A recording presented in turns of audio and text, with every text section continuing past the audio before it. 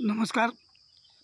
एकरी 100 टन ग्रुपच्या माझ्या सर्व शेतकरी बांधवांनो, 2 दिवसापूर्वी मी ह्या प्लॉटमधील भाताचा व्हिडिओ केला होता.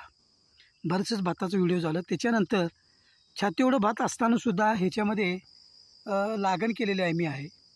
तर लागण बघा, लागण पण चांगल्या प्रकारे आलेली आहे. आता लागणीला मी लागण चांगली यावी किंवा लागण जाऊ नये म्हणून मी त्याला एक खताचा डोस आणि 2 आळवणे केल्या होत्या लहान भात असताना. तर बघा, आता याचे म्हणजे लागणसुद्धा 100% म्हणजे कुठल्या प्रकारचा डोळा वगैरे कुठं गेलेला नाही. आता गेलं 1-5% गेलं आहे, नाही असं नाही, पण त्याला आता परत आपल्याला हे करायचं आहे. तर पुढचं नियोजन ह्याचं आता आपल्याला शेंडे कट करून घेऊन अजून ह्याच्या 2 आळवणे घ्यायचे आहेत. भात मोठा असल्यामुळं फक्त आम्ही हा ऊस किंवा ही कांडी लागण हिची कांडी केली होती.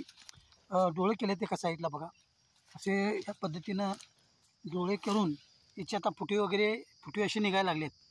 एका बाजूला मी कांडी लावली होती आणि 100% जगलेली कांडी आहे. आणि आता याचं पुढचं नियोजन असणार आहे की हे आता शेंडे कट करायचे. तर ह्या लेवलनं मी असे तर सगळी पानं धरून ह्या लेवलनं शेंडे कट करून घेणार आहे. शेंडे कट करण्याचं कारण काय की आता ह्याची उंची वाढली, दिलेलं खत करणारी आळवणी पाक हेच खाणार आणि ह्याचीच वाढ होत राहणार. तर इथून कट केल्यामुळं ह्याला प्रॉपर सूर्यप्रकाशातून अन्नद्रव्य घ्यायचं बंद होणार. आणि ही ज्या मुळ्या दिसतात, ह्या ज्या मुळ्या दिसतात ह्या कांडीच्या, तर ह्या मुळ्या हे आता डोळा आलेला आहे. तर ह्या मुळ्याचा विकास चांगला होणार आणि फुटवा येणार. आता ह्यात महत्त्वाचं बघा, ह्या बाजूने आणि ह्या बाजूने दोन्ही बाजूने फुटवे यायला लागलेत. म्हणून मी प्रत्येक शेतकऱ्यांना सांगतो, कांडी लावत असताना सरीमध्ये पूर्व पश्चिम सरी असेल तर दक्षिण उत्तर आडवी कांडी लावा. आता हे आमचं दलदलीचं रान आहे, पाणथळ जमीन आहे. मग हिथं सरीमध्ये लागण न करता आम्ही हिथं केलेलं आहे. ह्याच्यामुळं काय झालं की पाण्याचा कुठल्या प्रकारच्या विजा झाली नाही किंवा पाणी तुंबलं नाही. पाणी तुंबलं असतं तर बरीच कांडी उगवण झाली नसती, बरीच कांडी गेली असती किंवा बरीच मर झाली असती पाणी तुंबल्यामुळं.